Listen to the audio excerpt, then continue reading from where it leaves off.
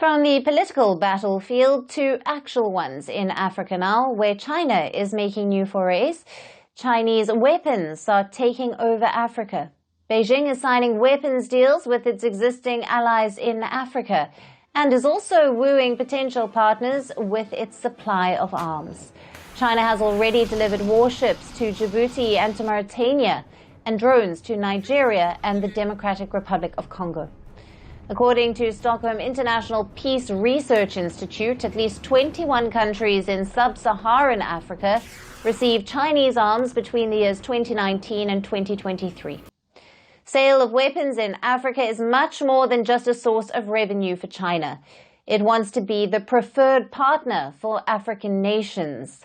With the sale of weapons, Beijing aims to extend its influence across the continent. But this is because Africa is fast becoming a playing field for geopolitical rivalry between the US, Russia, China, and some medium-sized powers too, such as Turkey. Now, Beijing also intends to establish a naval base on Africa's Atlantic coast, and this has been a cause of worry for Washington. China is even modernizing its own armed forces to challenge the US and its allies. But how is China capturing the African weapons market? Well, Beijing's strategy is the same that it uses for the trade of other goods. China sells its arms at cut prices. It bundles weapons with flexible financing arrangements, military cooperation and training for officers. And this makes an attractive proposition for armies of African nations. Officers from 50 countries in Africa take military education courses offered by China. Among the graduates of these courses are 8 defense ministers and 10 defense chiefs. Now, China is already a major investor in Africa. It made significant inroads into Africa under President Xi Jinping's Belt and Road Initiative. At a bilateral level, it has invested in 52 out of 54 African countries and is poised to enter the 53rd market in Sao Tome and Principe.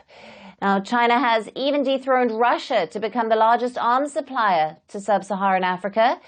Moscow's arms exports to the region between 2019 and 2023 were 44% lower than previously in the 4 years. Now, it's not just Russia that is feeling the heat. France used to be a major supplier of weapons in French-speaking West Africa, where governments are fighting Islamist insurgents. But China, the UAE and Turkey are capturing that market from France. Senegal, the Ivory Coast and Benin recently paraded Chinese armored vehicles, and China has delivered almost 300 armored vehicles, tanks and drones to Nigeria since 2020. But China's arms business could also land it in a tight spot. In the 1990s, Eritrea cut off ties with China after it emerged that its adversary, Ethiopia, was also being supplied with weapons from Beijing. Now, China's supply of drones to the Democratic Republic of Congo have heightened tensions with its neighbor Rwanda, which has been accused of firing a Chinese-made missile at a UN surveillance drone. So while Chinese weapons may be modernizing African militaries, Beijing's business of arms could also make existing conflicts worse, with concerns about potential implications for Africa's peace and security.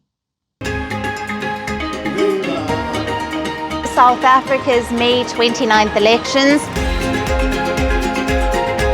It was the start of change in the country. We are on the verge of history. I am standing here at the forefront of change where voices echo the call for action. The nation grapples with an unemployment crisis. As South Africans prepare to cast their votes, the question looms, will the winds of change usher in a new era, or will the legacy of the past maintain its grip on the future?